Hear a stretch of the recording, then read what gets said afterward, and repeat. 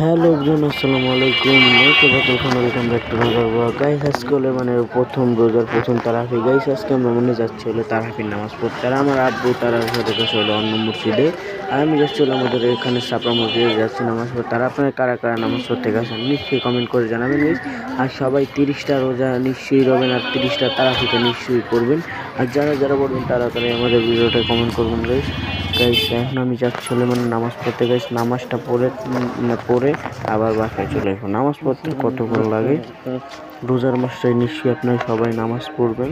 এই যে মসজিদের কাছাকাছি চলে মসজিদের ভিতরে ঢুকে গেছি।